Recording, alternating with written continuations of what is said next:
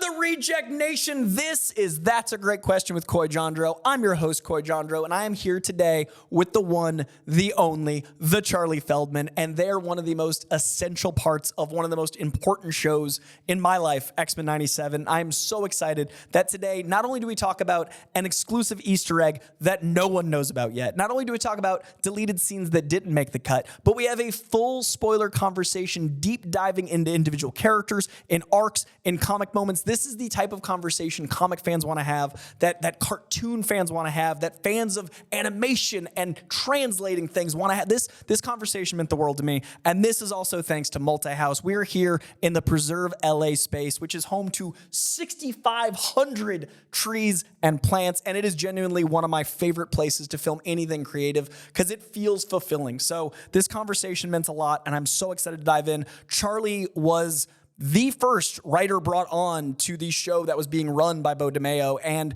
joining a few writers. This writer's room was tiny. Want to give some love to JB as well. I've met him yet, but I'm going to JB. I'll find you. And honestly, to find out how much every single member of this team loved X-Men means they didn't trick us, because it was as good as it felt to love the X-Men through this show. So I just want to appreciate each and every one of the creative team on this. Without further ado, sitting down with Charley Feldman, let's get in.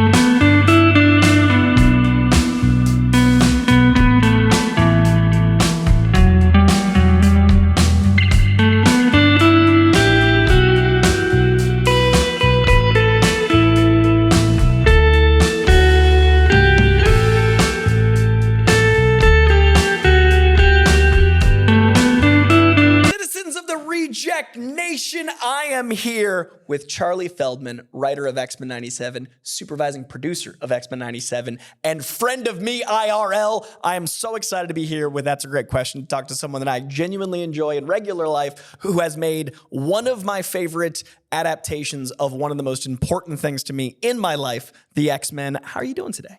I kind of want to do a Paul Rudd, like, hey, look at us. Look at us. Who would have thought? Who would have thought? 12 years in the making. And here we are. Either side of the table. Talking X-Men. Of all things. But we did before. Off camera. Crazy. Well, not just on camera. I distinctly remember it was you, me, and I forgot who else. I think Alicia Monroe was Malone. Yep. Monroe, Jesus. Malone was hosting, and we were talking X-Men and what we would want to see, and we were both pitching on it. And just to be here now. Figuratively pitching on a show you've now written a season. Like literally pitched on. So full credit there. Pitching a show that you actually pitched on and then wrote for. And I want to start with never escapes me, by the way. Like this, the amount of people have been very kind to say any other reason, but luck, truly luck, a supreme amount of luck to be in this position. And I am always and forever humbled and grateful for it. It's, now I'm jumping ahead, but no. I want people to understand how much you love X-Men, because I think that's absurd. The thing this show was able to translate through the panels. Like, I think the love is in every frame, and you loving X-Men is apparent. So I do want to say, how did you come across? What was your first foray into X-Mendom? It literally was X-Men the animated series. It was absolutely my first experience with it. I was already a huge fan of Batman the animated series. And then when X-Men came out, my brother and I religiously would, Saturday mornings, as we all did in the very cliche sense, we'd have the bowl and we'd eat. And I would be very upset if they didn't release it in the correct order, because there were so many to be continueds. And I swear to God, the Phalanx Saga was every single weekend in a different order. And I was so confused, but it was so compelling and the funny thing is, Batman the Animated Series didn't get me into Batman comics or comics in general, but X-Men did. And I'm not sure what it is about it, except for the fact that it felt like you were a part of a team, and who, when they're younger, doesn't want to feel like there's something greater. Like Batman, rich man. He's doing okay. He's over there. He's doing great. He's the detective, and I want to see what he does. But X-Men, you feel like, well, I will go through puberty eventually, and maybe my mutant power will manifest. And anyway, so I'm there sitting and watching it, and I picked up a comic book not too long after. My very best friend at the time, Ben, he had an older brother, and it's always the older brother that gives you the goods. He is like, which comic of the X-Men would you like? And I chose, I looked this up because I wish I had this memory, but I don't. It was issue 28. It came out in 1994, and you'll remember it. Sabretooth is about to go in, claws out.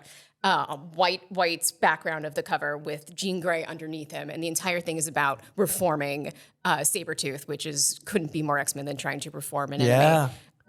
But I was so compelled by not only the cover art and just the dynamic look of it, but the characterization. And Jubilee's really early on in the comic, and she, I just seen it in the cartoon, so I've got this connection, this through line between the show and the comics to know that, oh, this can be in so many different mediums and have the same sort of compulsion of me to want to explore all of it. It was powerful, and now I'm on the back end of that, which is absurd.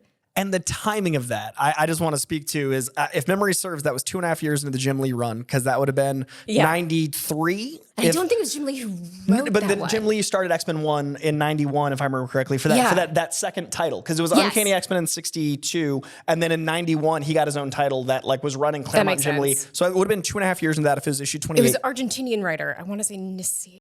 Nascienza? Yes. So, yes, who was part of how Deadpool started, which is all 90s stuff. So that would have been in 93, 94, maybe. And you're writing stuff based around 97. So I just want to give some crazy synchronicity. That's crazy that the thing that inspired you to pick up your first comic is the era that you're modeling these characters after. Because I think that's really unique. A lot of people discover a character like in the Stan Lee, Steve Ditko era. They wouldn't be writing in that style today.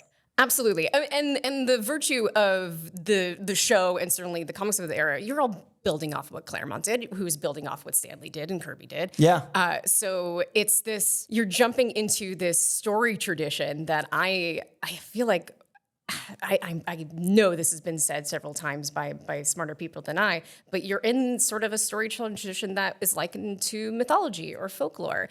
It's this modern storytelling that is so plastic in what you can make of it. You have to have these specific characters to make it specifically X-Men or specifically the Avengers, or specifically the Justice League, but you're telling them in different permutations that reflect an era. And so when we were writing the show, certainly if it's got to be 97, well, it's got to reflect what was going on in 97 in the comics and in society, but also we can't leave modernity behind because that's how we're living and how we're thinking right now.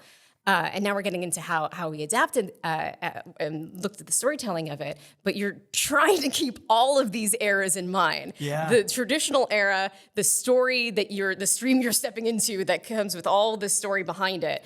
And that was definitely part of the challenge, is to not affect the stream too much. Sure. Because I think people would have rebelled. I don't think they would have enjoyed it as much as they do if we were just a bad cover band. Yeah. It had to hit the right notes and be able to oh, this is a new singer singing, but I love this song. Mm-hmm. So that's sort of the pressure on our backs was like, hey, don't make a sour note here. Now, the sequel reboot is one of the near impossible things to do correctly, but when done correctly, it, like Creed, I think is one of the great examples of modernizing, keeping the story going, but also it's a new audience. And I want to talk more about that as we get into the making of the show, but I got to go to a certain couple episode moments. Like Gambit is the thing that I think surprised everyone to the scale of the blip in Marvel. Yeah. And it doesn't happen often where the stakes feel real. And I remember the finale, and by the way, I want to give some love to your whole team. Please. Every single person that I've known to have worked in the show has reached out in a way of, thank you for what you're doing. And it's been this Ouroboros and me being like, no, thank you. No, thank you. And I've never felt such consistent gratitude from a creative team for our input and then back. And then all of it being like, but no, X-Men. So the whole team, while talking about them, I do want to get into how the show got made, the process.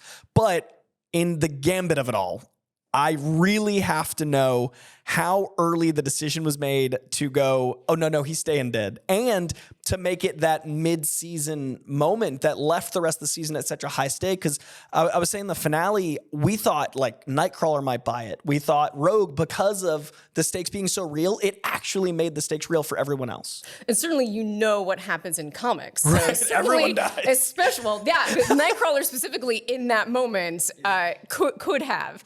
So let me tell you, 3 years ago when I first started on X-Men 97 as a writer and a producer, I knew when that episode was coming, what was going to happen. It wasn't exactly as happened. We did that in the room, figuring out exactly how far we would go with Gambit.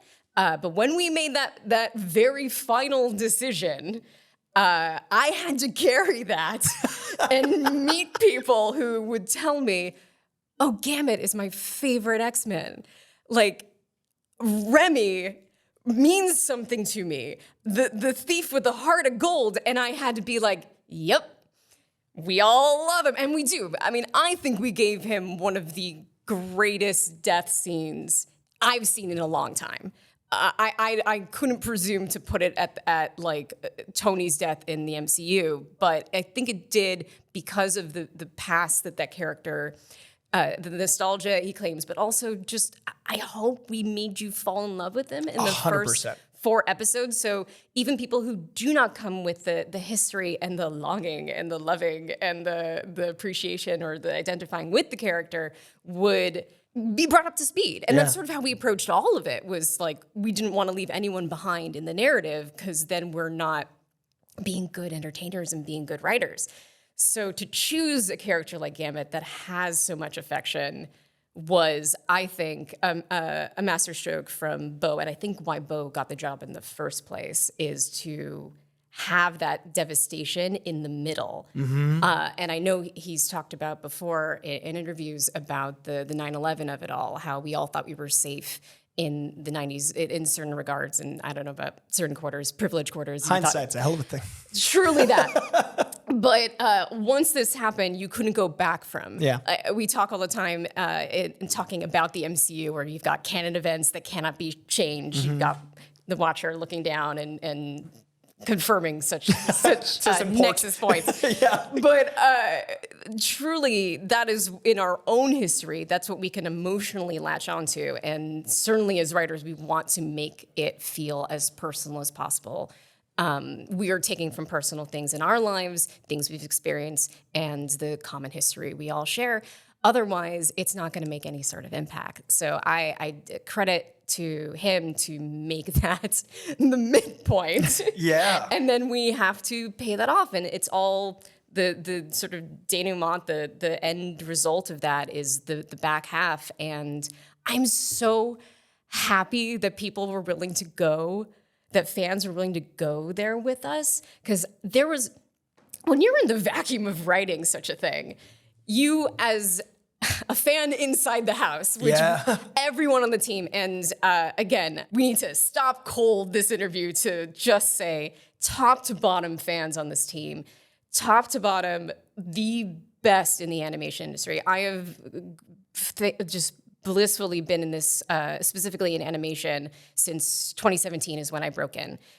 My first staffing was the Owl House, and what a fortuitous, lucky show to be starting off with in a staffing. So when I tell you these are the best board artists, the best background artists, the best revisionists, color, working with Studio Mirror, doing the best on the back end of things. The best editors, Asher and Michelle, are incredible. The best directors, Emmett Yonemura and Chase Conley, led by Jake. It's I think lots of things get called a dream team, but this really might have been a dream team. And to collaborate with them, because even more than live action, animation is a collaboration. Every single point. We certainly started off as writers, but board artists plus the hell out of everything. You describe an action sequence to the best of your ability, and then you put it in the hands of these board artists, and you get Storm in the desert, making sand into glass. You get, I'm very, very proud of episode 3. Very, very proud of Fire Made Flesh. And to have written the astral plane scene and then seen what they did with it was transcendent. And the fact the first time I saw it in its full form was at the El Capitan. I really did cry. That's so special. Also, thank you for confirming that was her turning that into glass. Yes. So many people have been arguing with me that it was that it was her using her ice powers. And I was like, No. when sand is heated, Yes. and it's been, thank you. That's personal. That's a personal win. Oh, no, I've stepped on a side, but it is the correct side. I am sorry. No, that is what you wrote, therefore correct. Yes. I love what reverence everyone clearly had, and that shows Absolutely. in building By Gambit back intention. up. Yeah, and I think the best stories do that thing where you don't realize they've made you love someone even more right before they kill them. Comics do it, movies do sorry. it, and I love that you guys did that with Gambit, because not only is he perfect for this story, not only does that impact every member and especially give you some unique rogue moments, but it's also one of the most 90s characters, which allows the character of 97 to be important. Because I feel like Absolutely. 97 is in the title, and it's also a supporting character of the show, and I think Gambit is amongst the most 90s entities, especially in wardrobe. But I honestly think the Gambit death is up there with Tony Stark. It is up there with, Ben Parker is the only character I think actually stays dead. Because it used to be, we said like Uncle Ben and Gwen Stacy. And I love Spider-Gwen, but I'm glad it's not Gwen that's back. It's alternate universe Gwen. But Gambit, I've really appreciated this surge of familiarity with this character that I never felt got his due in other mediums. When you guys made your roster, what was it like choosing which equalizers to play? Was it based on the story and thematic elements, or did you guys go from a character standpoint and build your story? Chicken or egg? I can't speak for all writers when they come into adaptations, especially of properties you deeply love. But just like all fans out there, you have your favorites. Yeah. So whoever's at the helm of the thing, you're going to push your favorites to the front. Sure. So the most important part of my job as a writer is to certainly try to make the best story possible, but also to facilitate what the showrunner wants and is most important. So the most important characters for Beau, I think I can say, were Jean and Cyclops and certainly Magneto. That was certainly the focus. And then I come in and bring my diehard love for Rogue, and sort of threw my weight around. It was just like, we need to make sure that Rogue gets her due. We need to make sure. Also, I'm a big Storm fan. Obviously, that's one of the reasons I was completely honored with writing a lot of her story, and to write Life Death was a huge privilege, and one that I hope I lived up to a little. Absolutely. Life Death. I mean, you and I have talked Life Death. Yes, I know. Life Death is a story. It's probably, I want to be not hyperbolic. I want to make sure this is fair. Storm is in my top 3, if not my favorite X-Men. And I would say Life Death is a comic that I don't just recommend to Storm fans. It's a comic that if someone says they don't like comics, I offer up. So Life Death is the unique, convergence of favorite character and a favorite arc that is approachable to everyone. And Life Death is actually my next question. I was wondering, with your reverence of Life Death and with the amount of time you've now spent in it, not as a fan, did any of the elements that are so existential and so kind of personal to the reader, that's one of those books that I love, that it's a reflection of you, have any of those changed because you've lived in it for longer? Okay, so I have to be careful here because, and I think this is every writer in every sort of medium, I'm the keeper of what could have been, what was, what had to be cut for time, for content, for many other reasons. So I know things that were really, really important to me that were darlings that were killed. So but also at the end of the day, it doesn't matter.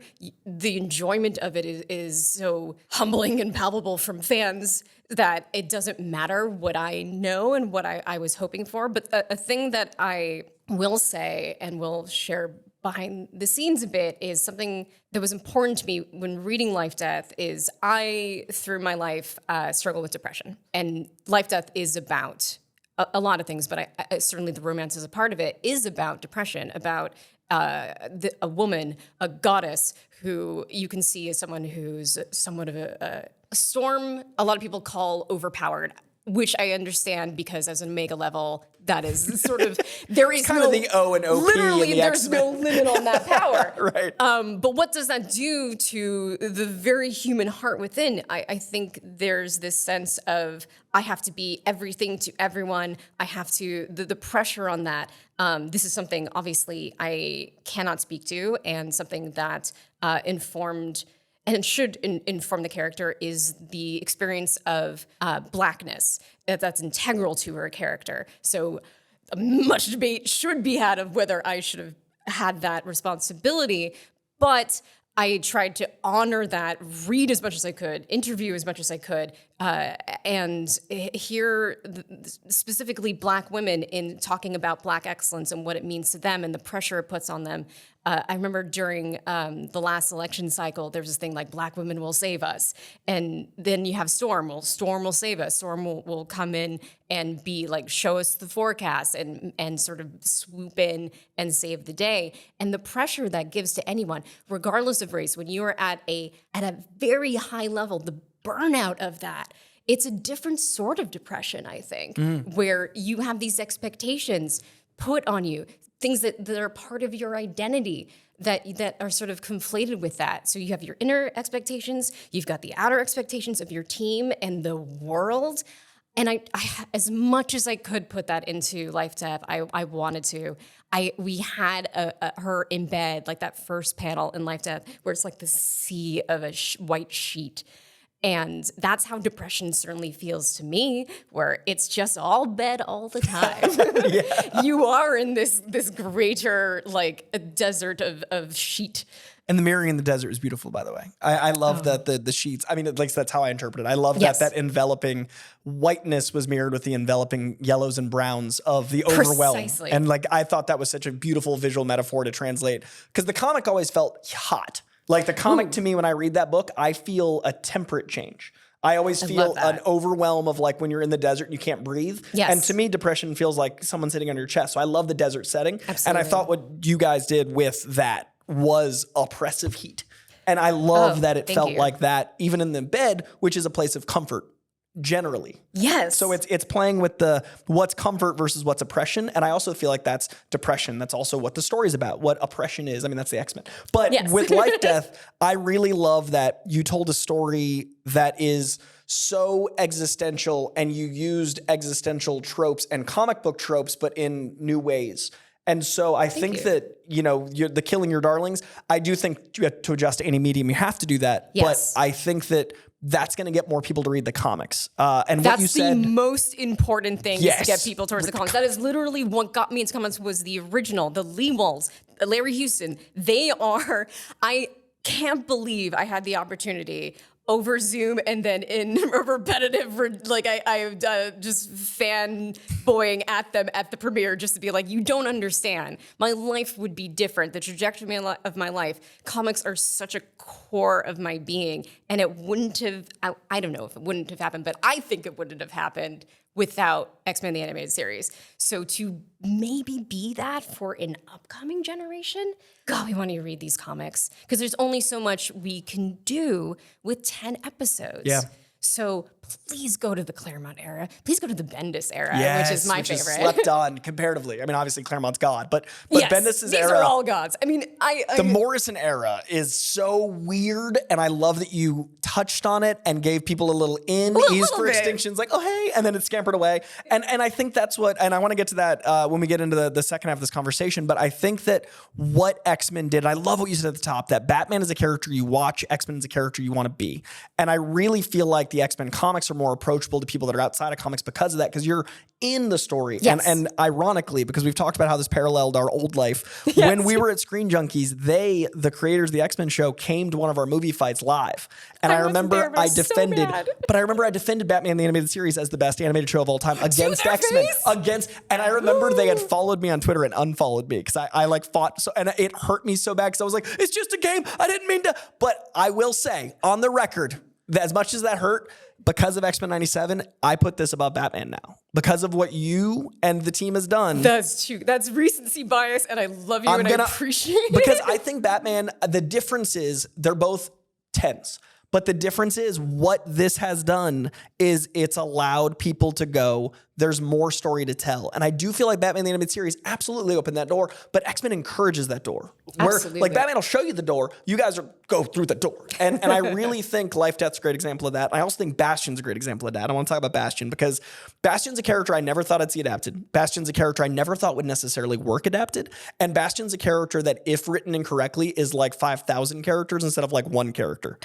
So Bastion, I want to know, when you're articulating that kind of language, when you're playing a manipulator sociopath that has empathy because of his circumstance, not because of any of his choices, what was it like hearing the dialogue that had to walk that fine line for the first time delivered by Theo James? Because that's one of my favorite vocal performances ever. What a great casting decision, right? And directed by Meredith, who led our entire, I mean, what a deep bench is our voice actors. You've got Lenore, who is now a dear friend, and I can't believe I can text Rogue, can I just say? I don't want to veer off from Bastion too much, but like between Matthew and Holly and bringing Allison back in the way we did, and I'm gonna Ray and Jennifer, is such a kind, and just hearing the monologue in episode 3 like come out of her mouth was also a really emotional moment. But with Bastion, with Theo James, I was so impressed because all my experience with him was White Lotus. I didn't know he had that in him.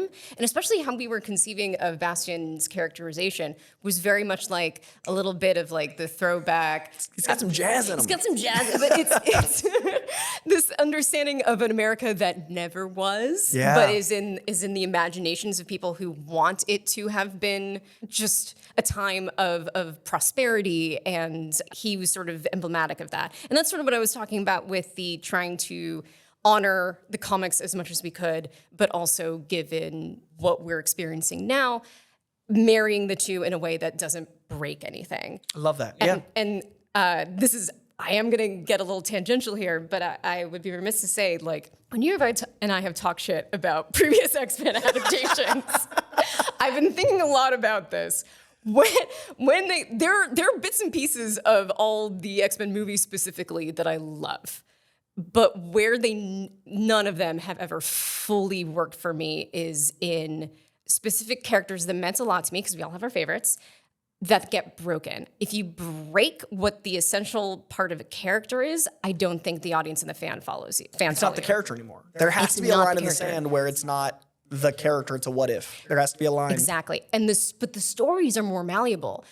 The movies did this, and we've done this, where obviously we're not adhering directly. We're mishmashing things. We're retconning things a little bit, but we never, I hope, did that too much with the characters. Because I remember being a kid and watching a great performance by Anna Paquin, but what they did with Rogue broke the character for me. And not even just that they nerfed her powers, but she just didn't have the joie de vivre. She didn't have that spunk that was so much a part of her character. They got the torment without the joy, without the charm.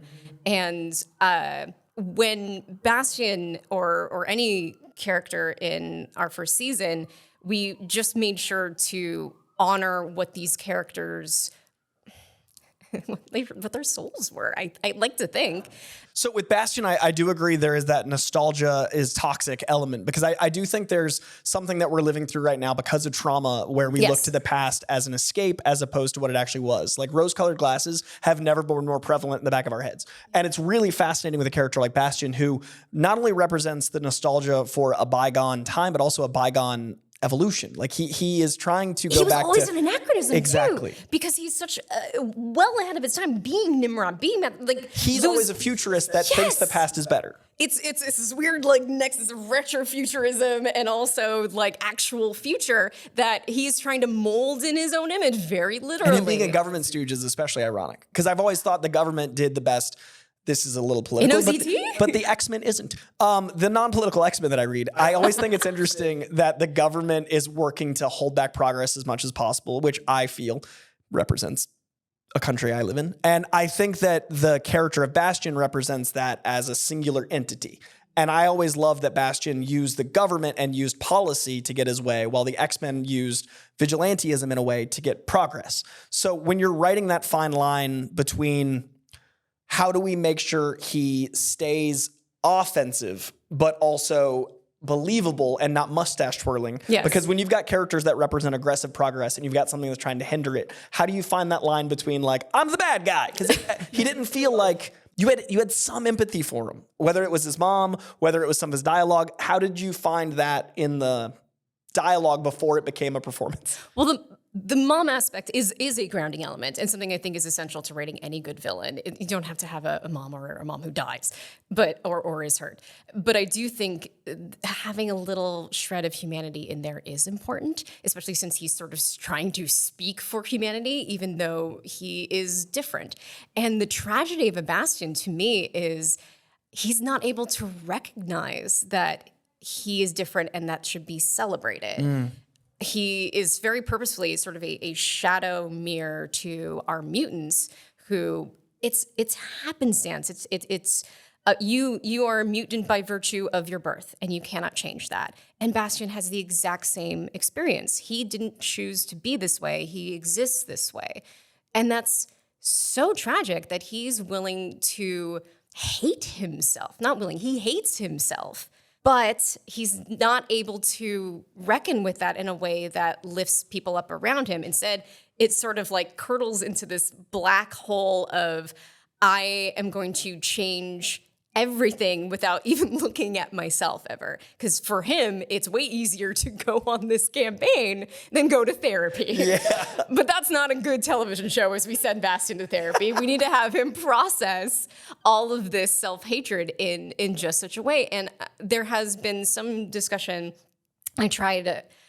It's very interesting being on this side of the fan divide where I encourage deeply people having criticism. Certainly, please assess it amongst yourselves and have theories. That's the fun of it. Then you'll be on this side and you'll recognize that they aren't seeing certain things that you have sort of set up, and they're seeing sometimes even better things. It's sort of taking art out of the hands of the artist that I think is really fun, where it is, we can say what our intent was, but it's not ours at a certain point. Like, this is a topic that I am gonna shove in inorganically, but is very fascinating to me about Morph and Wolverine. Beau has recently talked about confirmation about Morph expressing his feelings to Wolverine in that moment. But in talking to JP, who is an incredible voice actor, I love working with JP. He sees the opposite. Sees the opposite. And I think they're both right. That's what I love about interpretation of art. Yes. Art isn't meant to be linear, or it's a word on a wall. And even that's interpretive. It's not, to me, supposed to be about even the creator to the end of the creation. I think the creation should live in the eye of the beholder, but not to the point where they have say that changes the creator's intent. I think they should both coexist. Authorship is certainly very important, and we're going to personal places, and we're taking from things that are very specific. And the more specific I think you are as a writer, the more universal it gets. Is a really strange, like, I don't know if that's a contradiction or how a paradox. Probably not. English teachers amongst you can argue in the comments. Probably my husband will argue with me. But it is this thing where authorial intent is one thing, and then it is open to interpretation, and they're both, to me, correct. There has to be some level of, to keep the plot understandable, it has to be clear what we're trying to do in some regards. But something like the motivation of a character, I love keeping that a little murky. Yeah. Because you have an artist like JP coming in and is seeing Morph saying, so if people don't know, Beau suggested that he is confessing his feelings, and JP is suggesting that Morph is seeing his friend, his best friend, in a incredibly vulnerable moment where his adamantium skeleton is ripped out of his body. And he knows exactly what his buddy needs. Yeah. And he does love him, and maybe there is some romance a part of it. I don't want to take out the sort of queer undertones of it, but it's also a friendship that is very, very deep and profound. And speaking of things that, like, we should not reach out and talk to the other side of the fandom often, but I have been doing? Because there's a Easter egg that I loved putting in that no one has clocked yet. What? So can I? Yeah, no. It is not important. Bring it. I want to know what I missed. It is not important whatsoever. This is the most geeky thing I will maybe say today. But the scene, I'm so glad everyone clocked the homoeroticism in the shower scene, but it's a very specific reference, you guys. It is, I'm a huge fan. All of episode 3 is Emmett, the director, and I bringing our love of horror movies into this episode, into Inferno. And so it's a very specific scene that comes out of Nightmare on Elm Street 2, Freddy's Revenge. I know the scene, but I did not. Where Mark Patton is literally in the showers with Freddy's claw on his hand, like Wolverine's claw, and it's a shot-for-shot recreation, and no one's clocked it, which I get. You're not exactly thinking I'm not thinking Nightmare when I'm watching X-Men, but not. now I am. But it is a very famously so. There's an incredible documentary called Scream Queens about this movie, how there are, it's very... it's not even subtext, it's the text of being queer. So we are playing with that, and as writers, we're doing layers of that with Morph's character. We didn't really get very into it, but that scene specifically, this is my exclusive so for much. you. Please, I love knowing there's an Easter egg that is obvious, that the entire internet, like, when it's one that's like, oh, there's a QR code in 7 frames, I'm not like, oh, thanks. But when it's something that is a frame for frame recreation of an iconic moment for an iconic moment reference, that's amazing. A lot of people didn't see the sequel to Nightmare on Elm Street, and I get that. I but mean, that's like, fair. This is your cue to go and watch Play that. it back. We'll do a Play it little back. side by Watch side. the That whole makes me Nightmare so happy. series. Even the highs and lows. I love when it goes low. I love lowbrow horror as much as I love highbrow horror. Give me an A24 Ari Aster and then give me some schlock. Yes, back to back to make them both better. Love it. While we're on Easter eggs, and I love that there was one right off the top that was never caught or not seen yet. Is there any moment that you personally added that was a comic reference that you remember as a kid loving and being shocked that you were able to like give to others? Oh my God, I love this question. There are so many. But I was given Inferno, which was incredible to me. And let me just say, this is another thing of where I know things and wanted things, and some things couldn't happen. We had 10 episodes, and I found recently my pitch to like why Inferno should be a part 1 and a part 2, but it couldn't work with what had to happen. It couldn't work, and it hurts me, but it is what had to happen. So truly 3 was a joy and a dream, but also a complicated maneuver to get an entire just event In one. And you're trying to honor what that was. Like, I hope people didn't mind too much, because Ilyana Rasputin is not really a part of our team, because New Mutants are barely even referenced anywhere. I mean, we have Sunspot, so it's not referenced. But she's lost in hell, in a demon realm, and you can't take the time to like, she ages and becomes Darkchild, and then so having Morph, who is a bit of our cameo machine, like having Morph honor that in a fight sequence was my doing. I know it's that's when we get a little shaky with the timeline in series. Worth it though, I think. Again, that's artist intent versus reception. And actually, to your credit, this was my actual verbiage of question. I had a question for each episode, and I want you to know my exact format for the question I was going to ask about Inferno was, with the Inferno ep, I can't believe how much was covered in that feverish pace. Inferno in the comics has its highs and lows, but I really feel like you and the team knocked it out of the park, bringing the key elements to serve your story to the forefront. What was the process of adapting something so iconic to some fans, but also obscure enough to have you tread some ground? You answered that without me asking it, so for credit to what you didn't even have to ask it. So if that feels good as a comic fan, and I'm gonna take the phone away. No more notes, no more questions. Now we're just gonna talk. I hit the points I wanted to hit. Down. Yeah, now it's real. Because I wanted to ask like a question per episode, but I really don't want. I think comics are serialized and they come out monthly, so you remember the emotional moments, not the serialized journey.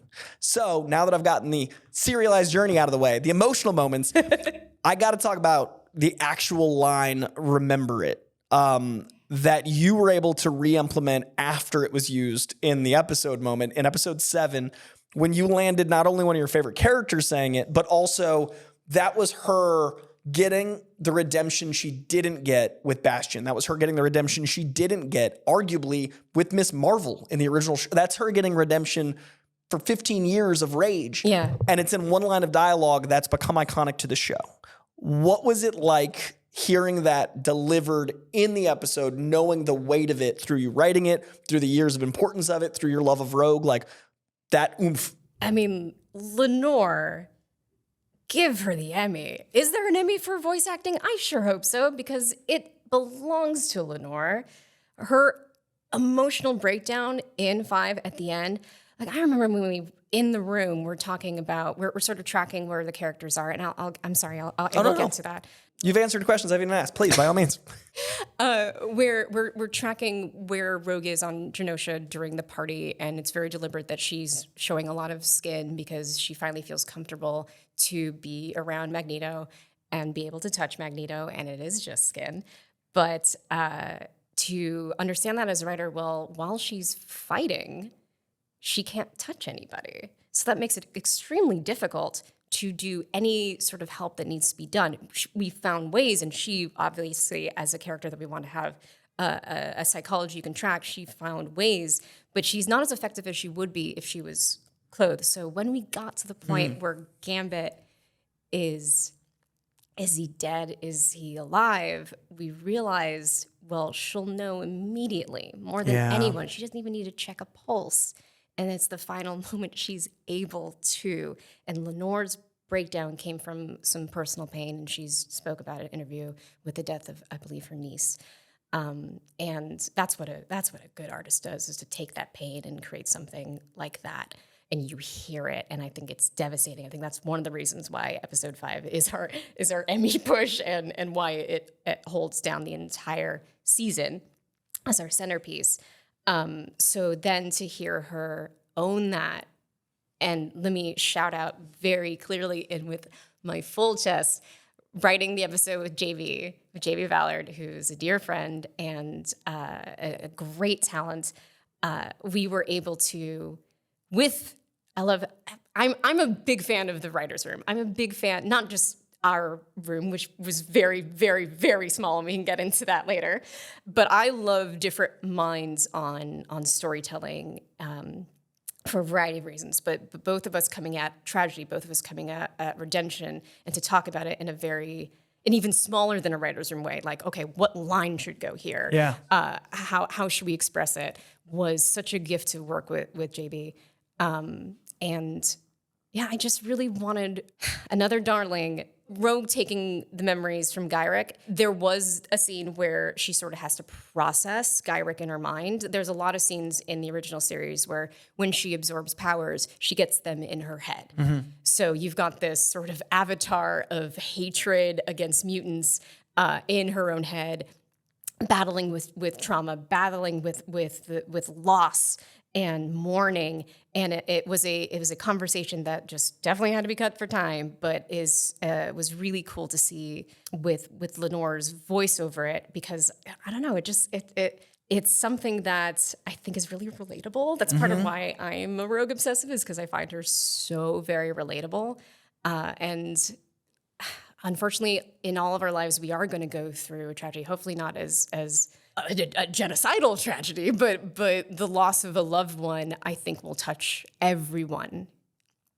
And so we put that into Rogue. I mean, hopefully that was why it felt personal as well, was taking our experience of grief and of lost love and put it into her decision making. I do want to be clear that Gyrick is not in her head when she makes the decision to let. Right, that's her decision. I thought that was her really decision. She's facilitating it, but like no one stops it. Right. Yeah, they're a little complicit.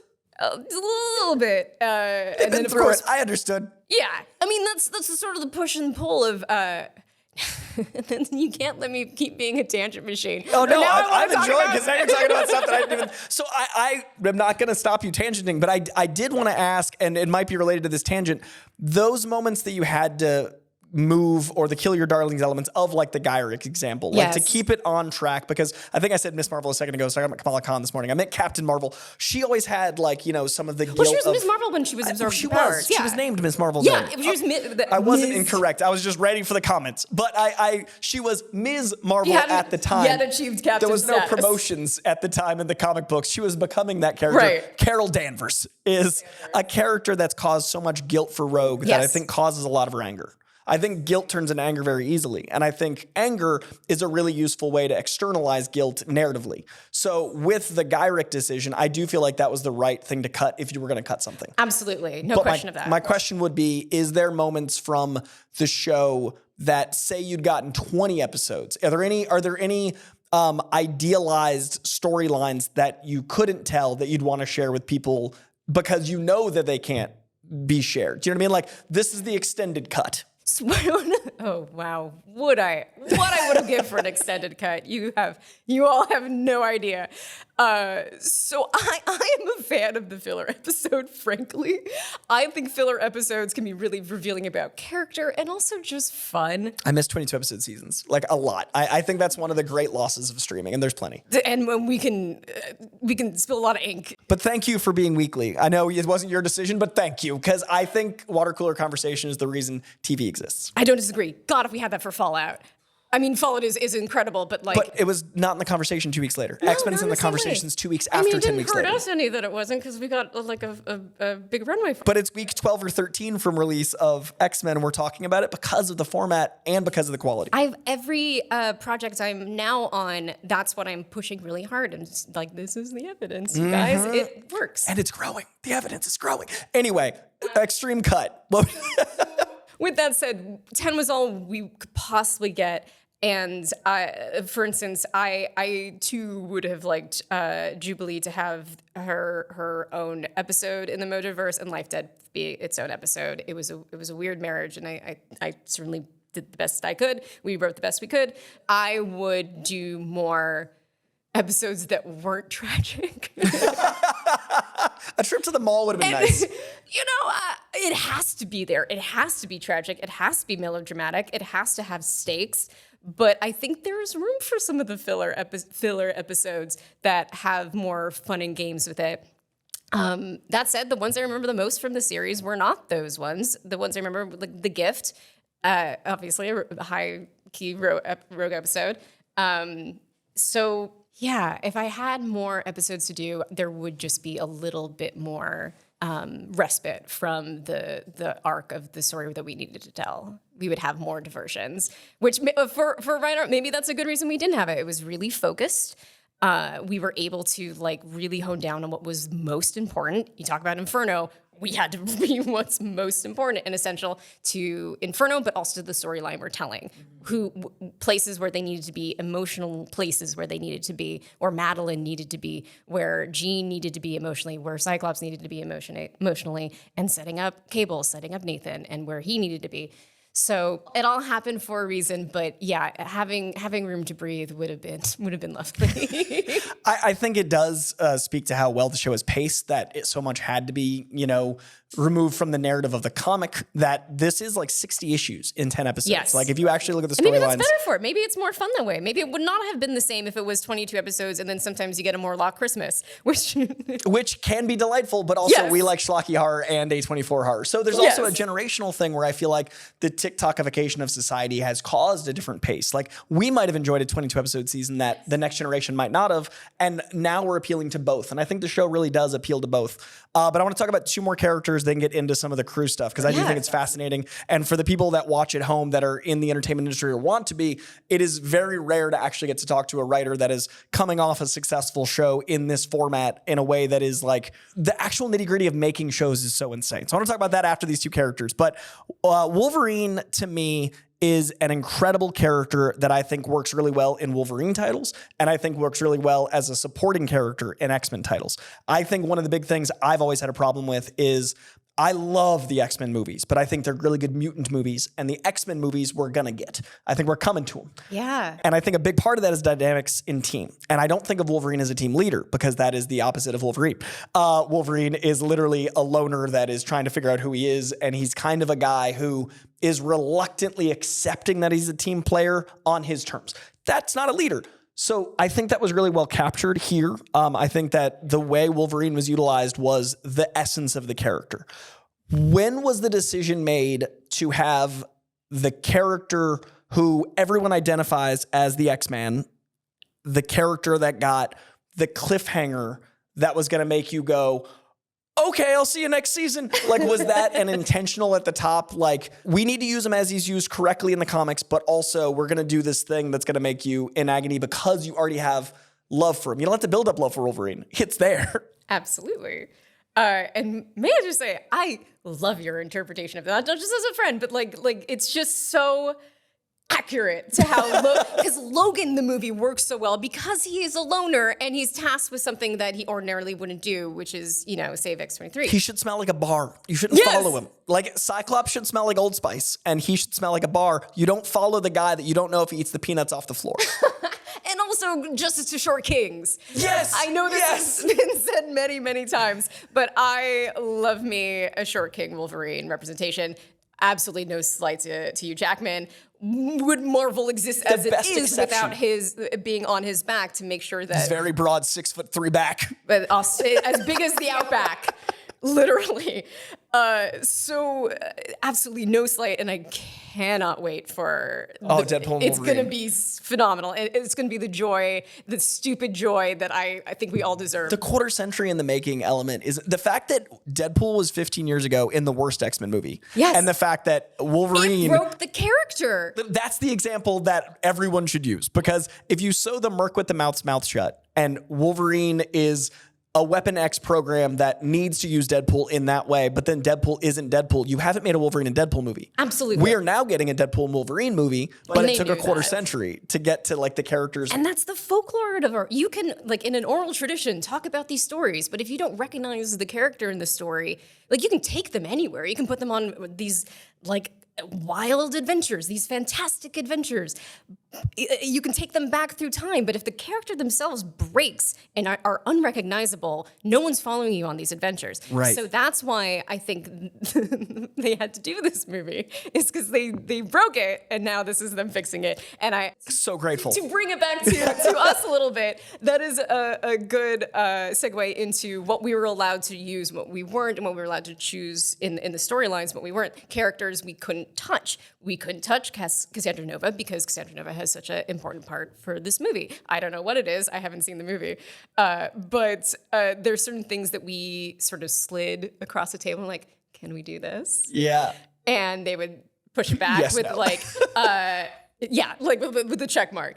Is there anyone else you can reveal that you couldn't use, like, without getting in trouble? Out of just curiosity? Nope. Okay, that's Absolutely fair. I just not. had to ask, because as a fan, I'm going to ask off camera. Haha, Reject Nation. But I'm always curious the process of retooling once you find out you can't use a character. Yeah. Is that an answer you can give? I don't think much retooling had to be done from the original document that we were working off of that Beau did to secure the job in the first place. This pitch document I've definitely learned from.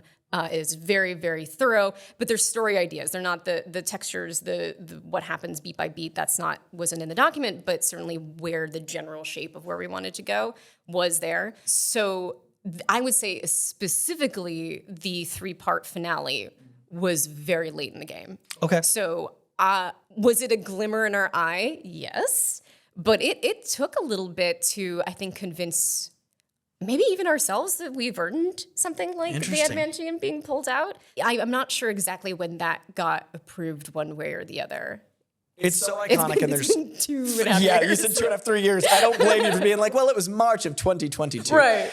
That said, I do think a lot of the iconic moments, we talked a few minutes ago about filler episodes, there aren't any here, but the fact that there are iconic moments that mean so much to comic fans, whether it's one that lands or one that doesn't land, I'm going to talk about Onslaught in a second as my last comic-based question before we get to crew-based questions, because I got to talk about Cyclops. I can't speak much about Onslaught. I don't want an answer. Okay. I have a question about the character. Okay. Because I don't want, again, I want to watch season 2. I'm the one journalist that wants zero scoops. I'm sorry again, Reject Nation. I want to watch this show. That said, before I get to Onslaught, Cyclops is a character I think, much like Wolverine, hasn't been given his due because of the time of heroes being incorrect for Cyclops, is my hot take. I think that Superman never had a chance in the time that we got through to get superhero movies made. I don't think Superman could have existed in the way that I think we're about to get to. I think that Superman shouldn't be a character that we look to laterally. It should be someone we look up to. And I think that we weren't, as a society, ready for that kind of character. And I think right now we need him more than ever. Likewise, I think Cyclops, right? Like there's an aspirational nature to these, two Jewish guys writing through their oppression a hero that represented them. Yeah. And I think that society had to accept a lot of spandex before we got to the true spandex. I think Cyclops, likewise, is a character that doesn't work until you accept a certain amount of strife makes you a better leader. I think that in this case, that pun was very intended. And a very gnarled family tree. In this case, strife is literally a version of his son. Like strife being what he's gone through, but also like what his family has turned him into, and still being noble and altruistic, but fallible. And I don't think we've ever seen Cyclops. What a hero's journey for exactly that reason. Every zigzag. But we've only seen Cyclops as like 2D. And that's not James Marsden's fault. Like I think James Marsden knows exactly who Cyclops casting, is. Actually. Genius. But he's never gotten to play him. So. No, because that character was one of the broken characters in the original run. You only saw a Boy Scout, I guess, but really he was just a wine machine. He just didn't like Wolverine. Yes. You like my girlfriend too. I'm gonna go pout and shoot optic blasts sometimes. And like, there was no reason for Jean to love him to the level they did, and the level they had to love each other. Exactly. It was like, we know we have to hit these things, but we're not gonna write towards them. It was checking beats in the Mutant movie. Yes. But this, I really feel like Cyclops is a character that can go Cyclops was right, or he can go Xavier's mentor. And I really love that you guys danced the line between Xavier is my hero and Magneto has some good ideas. What was it like dancing? Again, I know you can't talk about the future and I don't want to hear the way it lands, or, I know there's like a 5-year plan, a 2-year plan, a 3-year plan, but as of the end of this season, what was it like getting to the point where you've zigged and zagged to that level? Because there were times I thought you were going to go full on, like I was going to see the red X over his eyes suit. I thought the last suit he might wear might be that. Well, we want to keep you guessing because we know a vast majority who are watching are previous fans, are comic book readers. So I think there has to be that bit of misdirect because I think misdirect creates delight. That's what every magician knows. So yeah, there's a little bit of like teasing, a little bit of not foreshadowing, because I'm not saying one way or the other if we're going to land any of these things we're shadowing. But to go back a second to what you were saying, I really love how you're framing Xavier and Magneto, because they're the backbone philosophy of all of the X-Men. Every single incarnation, every cartoon, every movie. Honestly, that's what the movies got so right was, not just the casting, but it's a duel between two philosophies on how to change the world. Mm-hmm. Either it's you do it through incremental change, you do it through modeling the best sort of behavior, the best of ourselves, or do you do it by saying, well, people won't ever change because they never have historically, so kind of fuck them. Yeah. And we're going to do our own thing on Genosha or Krakoa or any sort of separatist movement. And I hope people get that we're not saying in totality Magneto is right on all things, because Magneto is not right on all things. Xavier is not right on all things. And I sort of see us in the position of where Scott is. I think Scott is not quite. Yes, he's a student of Charles, the one of the first students of Charles. So he has a lot of that in his core. And we brought him to, I think, siding more towards the end when he's talking to Bastion. But he's us. He hasn't quite made a side. He's not the avatar of both these sorts of positions on social change. But he, just like us, we see the value of what a Magneto can do, what a more aggressive approach, a take to the streets approach, which I am someone who goes to protest. I'm someone who tries to do more and advocate more and believes in peace and ceasefire and to just move the world. I just realized I think that's the last place we saw each other. Was it protest? I think it was. I think which is such a funny X-Men moment. I was like, wait a second. I think I literally saw you in the pandemic. I met everyone. That's so funny. That's the last time I think I saw you was like, yeah, you're like the front at all times. Absolutely. I'm so that busybody horrible thing that I've got a lot of time while writing X-Men. I'm that left-wing progressive cartoon that I've been made out to be in some corners of the internet. But that's such a funny last time to see you while talking about the X-Men. I do love that. Yeah, that's fitting.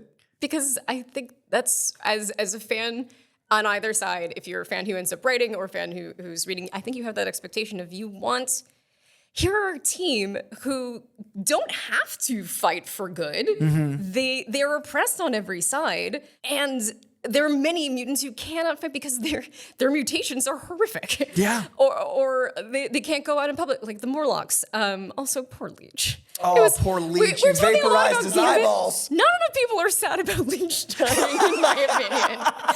He's a child.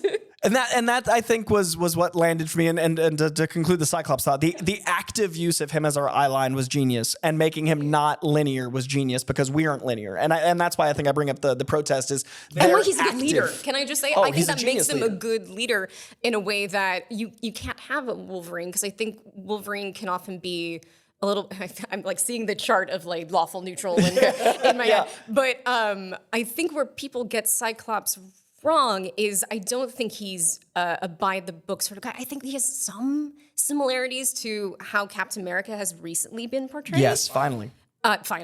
Where like, no, he's not just going to do any rule because it's the law of the land. Right. Winter Soldier helped that character in the comic and the movies so Absolutely. much. And I know I'm saying this, and on the other hand, we sort of dip back into older Captain America depictions when he's facing off against Rogue. Some of that is our own enjoyment and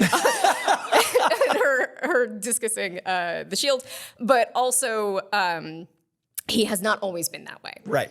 So I see that in both these characters where it just can't be any law. It has to be an actual. And you can get very philosophical. What is justice? What is goodness? But to sort of see like the best possible momentum for the most people, the best possible life for the most people, I think is what makes him a really good leader, what makes Storm a really good leader. I would love to see in the future Storm taking up the leadership role because she is such an incredible person to do so.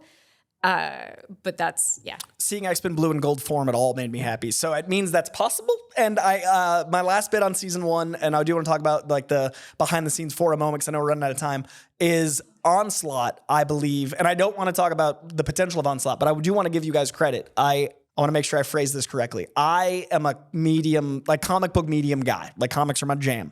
I enjoyed what felt like a seed planted for Onslaught here more than I have in the comics for the first time.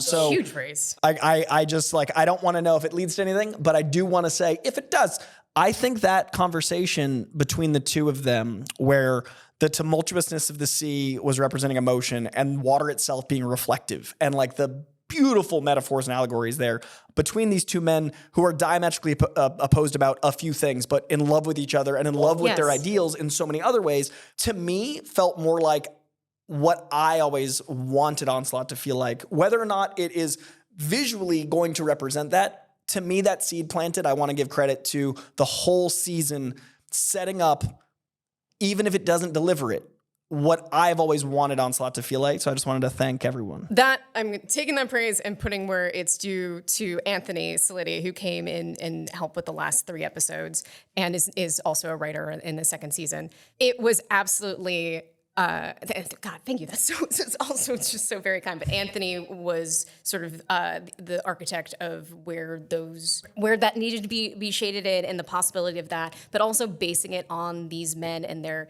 not only the vision of life and how to approach it, but who they are as friends, as men. it's so tough being a writer sometimes because you want to.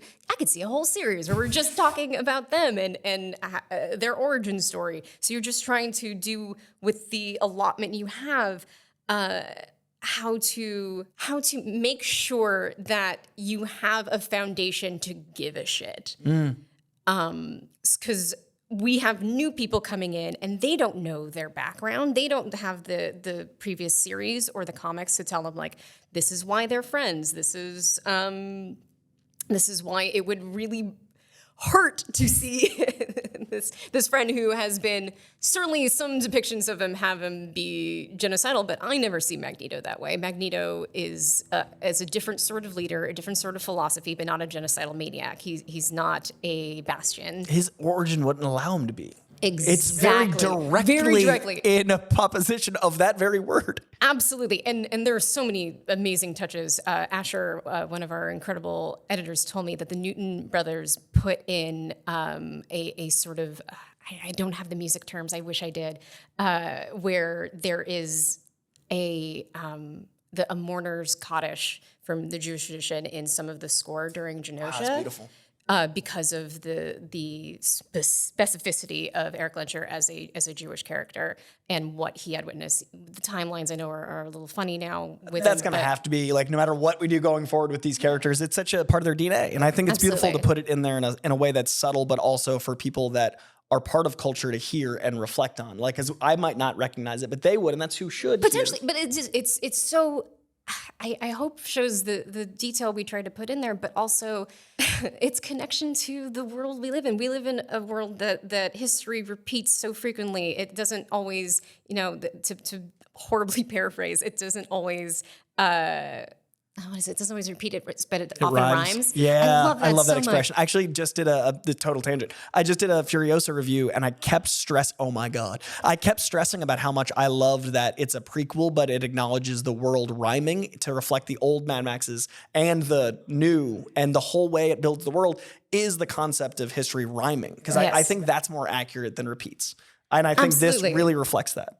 I couldn't have said it better. It does, and it's sort of the Sisyphean nature of all superheroes, but certainly the X-Men were just like, we're gonna push for equality. We're gonna push be recognized as beings who deserve love and respect and more than tolerance. And then Genosha gets destroyed, or any sort of storyline where you get some advancements and then some setbacks. I think that's really true to life, but you still try. So I hope that's where our show ends up with, even though it's not a series finale, it's a season finale where, like, the attempt to make things better is always worth it. No matter the stakes, no matter the likelihood of success, it's always worth it to try. And that's my pageant answer. But I want to say just one last thing about little things we snuck in there that I think are important to all adaptations. Personally, is where I'm really proud of us is that we didn't look at any of superhero-ness and we're like, that's kind of silly, isn't it? These costumes are kind of silly. This name is kind of silly, and make jokes about that. I think that's so tired. Yeah. That sort of lens of You irony. did the opposite. You made that leather joke. That's the one indulgence. But it's the inversion. But it's the inversion. And that we're sort of like, we're pointing to it without doing too much about that. But I think that's one of the reasons people are taking to our show. Because we want to celebrate the full camp when it's taken seriously. And I will say a word that might be having to be muted by the editor. I'm sorry, an advanced editor. I love how cunty Magneto was dressed. Because he is. Like, I think that's so important to have Magneto have that. That man's wearing his hair for a reason that way. And that man is wearing long elbow-covering gloves. That's the character in that era. Magneto on trial is serving, and I respect it. Absolutely, and well put.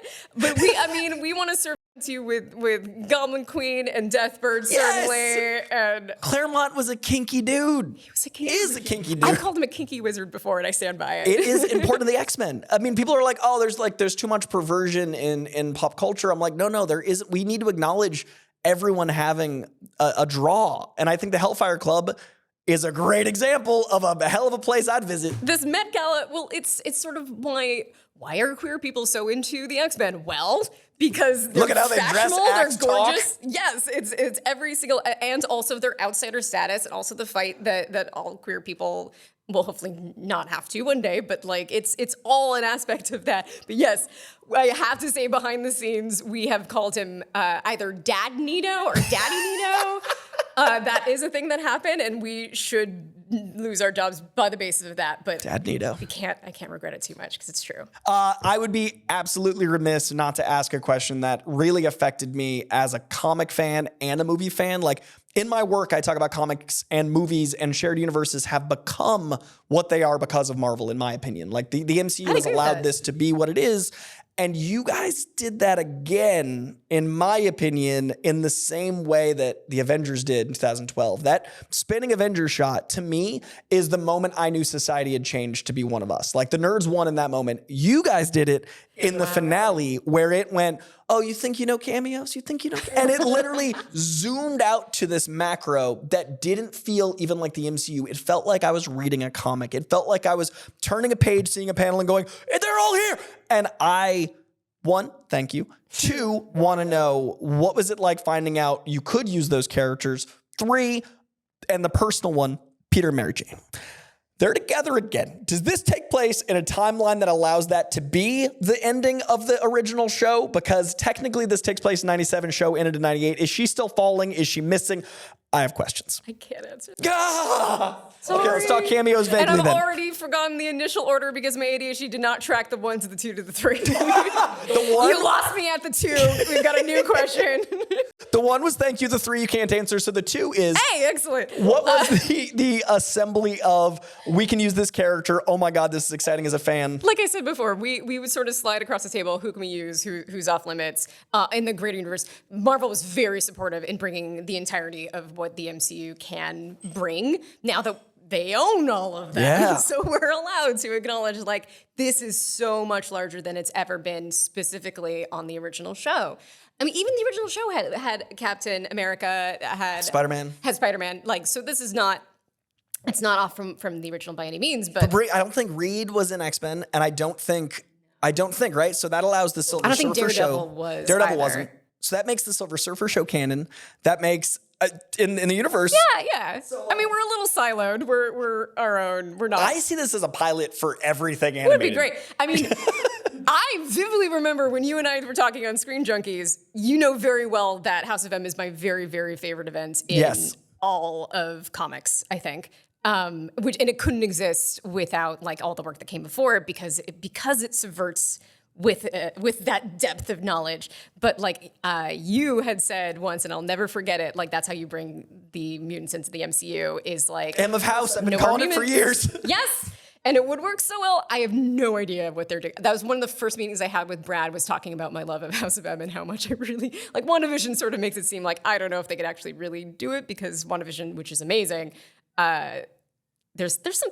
I would have done it personally. I would have used that scene where the wave goes out, and I would have had that be something that mirrored the blip and had that be the moment that allows the chaos energy of the X gene to activate. So therefore, her making the mental choice to push out would have caused the entire world to activate their X genes, allowing the Miss Marvel moment to be the first mutant, to allow the chronology to be like, we're 15 years in, why are we just discovering the X gene? And that would allow Scarlet to be the one that does the M of House. She's the one that says, yes, more mutants. But an inversion of an inversion of it. So comic fans get to go, oh, she no more mutants, but more timeline. Mutants. Yeah, she's like, yes, more mutants. But that allows Kamala to not be like, why is this suddenly happening now? And I would make the blip part of that, like, we changed our DNA. Brad Winderbaum, are you listening? I always hope he is. I love that guy. I met him once and he is so nerdy.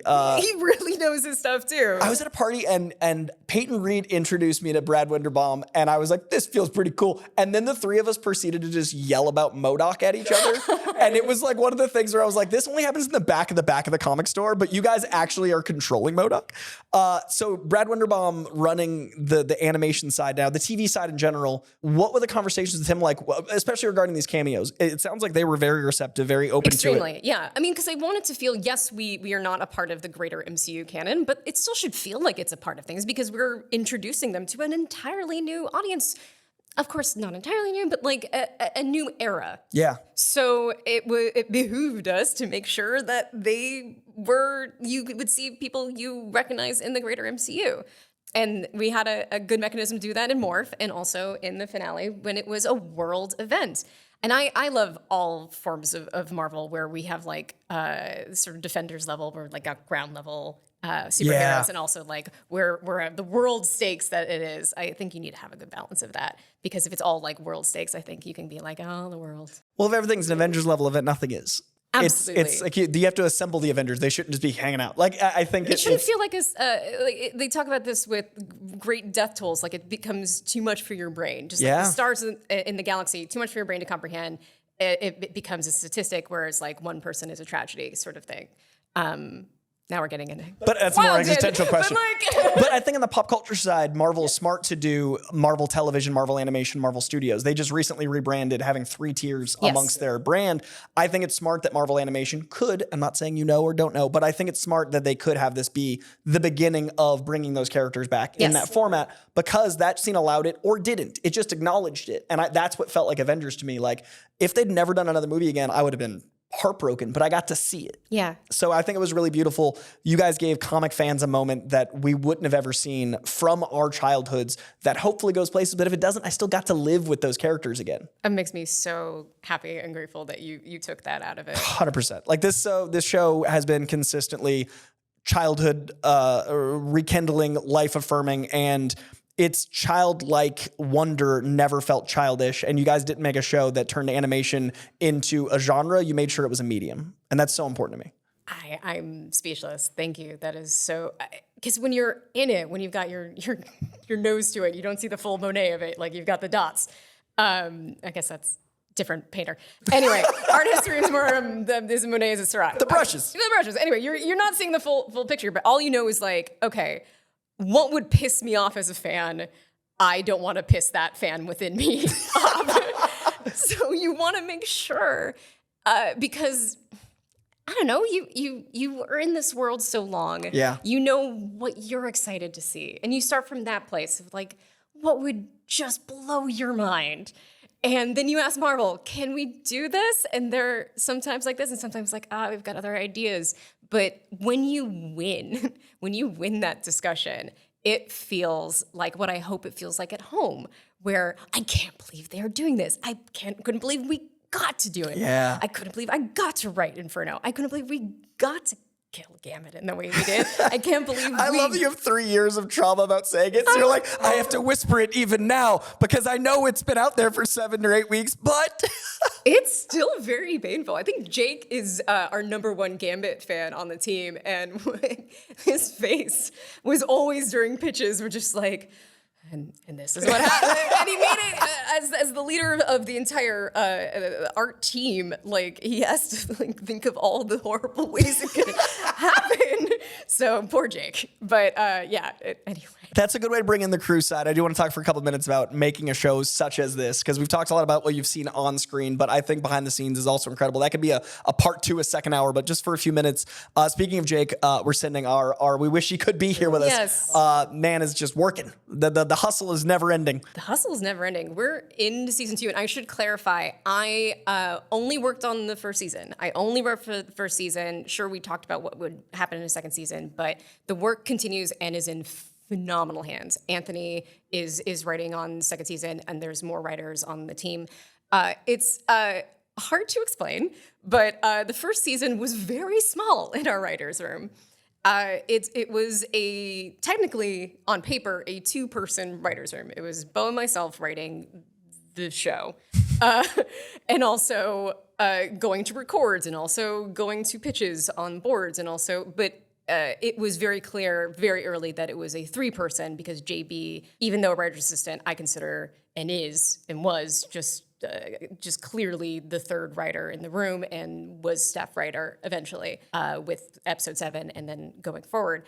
And then Anthony came later and is an incredible addition to that. But when it was just the smallest of small rooms, there was a lot of pressure. And to keep the continuity of what we were doing, all the plates spinning, and make sure that nothing is losing from our attention, not the records, not the boards, not that was an unintentional rhyme. So it was definitely. I am a full believer in the largest room possible. I think even though I'm grateful that we've had compliments about the writing on the show. First of all, the foundation was already built up to like the 30th level of the skyscraper. Okay. So we're on, there's Claremont, there's Bendis, there's Morrison. Like there's some decades of work. There's decades of work. And I hate to be repetitive, but this show would not work if all the work wasn't already kind of done. But we felt that in the show. And that, I think, is really, doesn't always translate. But it didn't feel like that was just you acknowledging. It felt like honoring. Like, there's a line. I so hope so. And that we achieved that, because we'd be foolish not to. We make it our own and do what we can, but the writing was already there from the source material. And sometimes you need to get out of the source material's way. And other times, to correct it to the medium of a TV show, of a film, you need to make certain changes. But honestly, a lot of the time, you do not. As a fan, I don't always like to see a remix. I want the full thing. Sure. Or I don't feel satisfied. So anyway, so part of being in a very small writer's room, also you only have, I think we worked as a great team, things that I could do, some things Beau could do, and JB could do, and Anthony could do. The more backgrounds, the diversity of thought and talents, that's you make a good X-Men, you make a good writing team. It's not that dissimilar. You want people to be a well-balanced team, and I hope that we were even in the smallest of rooms, but it always is better when there's more people. I mean, you and Beau starting out, I want to know when it got to the point, because I've never been in a writer's room, that you get those like aha moments. Like there's a few lines of dialogue that like the line where Magneto does like an M&M bar and uses metal as metal, like MEDDLE and METAL. I literally like yelped in my reaction because I was like, that is genius wordplay. What point when you're going through a script, do you start adding those comic lines? Or is it something where like you've got some stuff in your back pocket, like weather your mind your weather? Like where do you, in making these stories, does that come from a conversation? Does that come from like, I've always wanted to hear this? Does that come from, where do those moments come from? Both, absolutely both. You're rereading comics. Oh my God, can I just say, I will never get over any point in my career that I can just talk to Marvel and be like, I would like these issues, and they just send it to you. Yes. Anything in the back catalog, literally, we could pull up to, and we didn't go fully like super. That's another thing of building on the Giants is we're doing pretty big things. Like we're pulling from pretty big runs. So Inferno maybe is niche to some, but not to comic book readers. Abscissa might be the most deep cut I was able to pull out to justify her existence in the Mojo universe. But that's part of the fun, is the research and be like, I want to pull this. Yeah. I want Sinister to say that. This is for work. Like, this is for work. I will never get over it. I sometimes get to do game adaptations in development, and I get free codes, and I'll never get over it. It makes me so happy. Like, yes, I could afford it, but it's a free code. And I will play the whole thing. And the joy of knowing that hour you spend reading comics is for work is so much more of a relief than like, I've got to hurry back to work. I have to read comics. My job's stupid, man. I have the luckiest, most wonderful job in the world. Yes, it gets stressful. Yes, sometimes you feel overworked, but like also shut up. Like I get to do the dreams of many, many people, and I really never forget that. So yes, so part of it is pulling from the comics and feeling directly from the comics. A lot of Inferno was like line for line. The elevator scene was the Disney version of what we could do with the elevator scene. There's some Inferno stuff. I was like, are they going to adapt Inferno? How? And then in the episode, I was like, I see how they made this work. Just, because there's some, I mean, even her outfit. I love how it still felt like her, but I was like, Disney would not let them draw that character. The underboob situation, iconic. I've seen cosplayers make that work, but the aerodynamic physics of it, The aerodynamics of the loincloth. it is chaos magic, Oh, to be 100%. honest. And It's also like the way her like little like bikini area hangs is also Oh, yeah, chaos magic. That does not work in nature, but that's the magic of the medium. Absolutely. You can't do that in live action. My final question actually ties into that. The board artists and the work with the animation side, right? Like I've never worked on animation ever. When you're planning out a show and you've got your visuals and then they've got their visuals, when you're doing this back and forth on something like 10 episodes, what's the workflow? Like, do you guys see like the loose animatics and then you tweak? Do you guys see like an early storyboard? Like, how does the actual nitty gritty of I picture Magneto looking like this, talking back to Xavier like this? Like, what's that actual process? So we're seeing everything from Amelia Vidal's incredible design work and agreeing like, oh, it should be, certain characters should look this way, or this isn't working on camera. The producers that higher than us, the executive producers, like Victoria Alonso was there at the time, like have a lot of input. So we're every single level a collaboration, more so, as I said, than even live action. It is, we write as best we can, and then they plus it to the fucking moon, to asteroid M. They are plussing it more than we, and make us look incredible. I feel like 70% of any praise of the writing really is 70% that should go to the board artists. So we are seeing rough boards. We are seeing eventually animatics. These are sometimes, should I explain what animatics are? There's sort of like a black and white rough of the boards are moving at that point. So it is sort of a rough idea of where the action should be, what the choreography, especially this more than any show, animated show I've ever worked on, has a lot of fight choreography, as it should. Yeah. So you're really seeing it evolve. The Capcom influence was Very deliberate. amazing. It was so fulfilling to see them move, not just in a way that felt like the X-Men, but also a way it felt like my X-Men.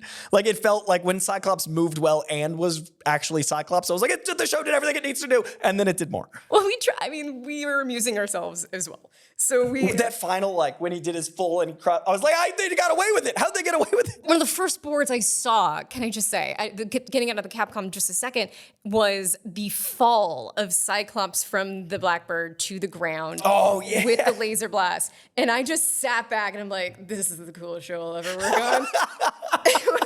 I think that it was Jake's idea to do that specifically, but it's just, I still have that feeling, even though I know what was coming in a lot of ways. And lots of things change. Once it gets to the studio mirror side of things, and also not being past the first season, Iron Marvel curtain goes down, and there are some things that I didn't see until the very, till you saw. So to see it in that way was just like, oh my God, it's even better than I remembered it. It's even better than I imagined it. It's such a credit to the greater team. And that is, I don't know, it's very, pinko socialist of me, but I prefer it that way. I prefer when everyone, you hire the best people possible and then you get out of their way in a very Steve Jobs sort of way, and it makes all the difference in the world. Well, I want to give love to everyone we've been lucky enough to toss to, Chase, Emmy, Jake. It's been such an honor to really make sure the love we felt for the show, I wanted to and got to directly thank you guys, because what you did was, like I said, childhood and adulthood affirming, and the love you showed these characters has meant the world to me, and you're actually right in front of me. So the love you've shown these characters that translated, thank you. I knew how much you loved the X-Men. I knew how much they meant to you, but I'd never seen a show capture that in these beautiful colors, both in narrative and physical colors. So it was a love letter to the X-Men without feeling like it was a piece of fan art or a cover band. It felt like the band doing the hits without sacrificing their actual artistry. Thank you so much for this show. Thank you for saying that, Coy, and thank you for the work you do. I feel, being brought up in the same sort of soup you did in the gigasphere of journalism and critique and essay writing about this, it's so important to have you guys doing the recaps. It enhances the experience. I will never forget being a wee Charlie reading Ain't It Cool News or the comment section of AV Club. The discussion is crucial, and you guys lead the discussion in such a profound and deeply thought out way. You and your just everyone. But we watch you guys. That's so I think we've told surreal. you. That's so, it gets sent to me too. And every time I'm like, I've already watched them. It's so funny because when you are doing what we do, you're literally like, there's a lens, there's a couple lights, and there's your buddy. And it's like, if that camera wasn't there, a crazy person. Like, it is such a weird, surrealistic, One of like, us. We're all crazy. Like, it's like, I'm going to talk about this show while it's on and then talk and review it. It's so. But the inmates have run the asylum here. If the nerds won, the inmates won. Like, we've done it. That's what happened on the other side of here. It's like, what will you do? I made this dumb joke before, but like, it was the dog that caught the blackbird here. Like, okay, you've been talking shit all your life about different X-Men adaptations. How'd you write the X-Men? What would you do? And so this is our answer. And it's profoundly, I'm too self-hating myself to feel like it has not permeated me that this show is done as well as I think it has. It is the only 100% show out of the biggest studio in the world right now. And that is thanks to you, Beau, Jake, Emmy, Chase, all loving it. Everyone on the boards. It's because of that. Like, that 100% is deserved. So I will not let you swipe that off. No shoulder wiping. That is well deserved. And I'm so honored you guys watched what we have done and that everyone took the time. So thank you for the time to share in this love. I love the work you guys do. And it's a pleasure. It's fan culture. And that is where I think a lot of us have found community in a way that we so desperately crave as human beings. Community is important. It's art to be my X-Men. We're allowed to hate things together, love things together, and everything in between. I can't think of a better place to end it. I am so appreciative of knowing you now for 12 years, which in LA is like 60, and for our love of X-Men translating into these two very unique positions where we got to work together again, but on different sides. Yeah, you know what I mean? Like, this is great. So thank you for all you did for X-Men. I hope you guys enjoyed this video. Do all the YouTube things. Hit that comment. Let me know which thing surprised you about this interview. If there were any moments that I failed at asking about. If there's anything that you were like, oh, I didn't realize that had happened. Please, I want this comment section to also be a conversation. I love the back of the comic store, having those nitty-gritty weird conversations over characters. And we went through a lot of the nitty-gritty. So have a conversation below respectfully. And I'm going to jump in the comments a lot on this one. So please jump down there. Also hit that like, share this video because that's how we get to keep making them. And as ever, that is my name on a talk show board, and that will never not be the most insane thing to me as someone who's wanted to do this his whole life, and that's because of you guys watching this show. So as much as I've heaped praise on X-Men 97 and will for the rest of my life, thank you, dear viewer, for letting that exist in 3D for me to feel like there's an audience for the insanity of stuff like this, and that's you. So thank you. We will talk to you very soon. Much love, Reject Nation. Have a great one. Go hug your family. It's on mugs, too. It is on mugs, and John's shirt. It's crazy.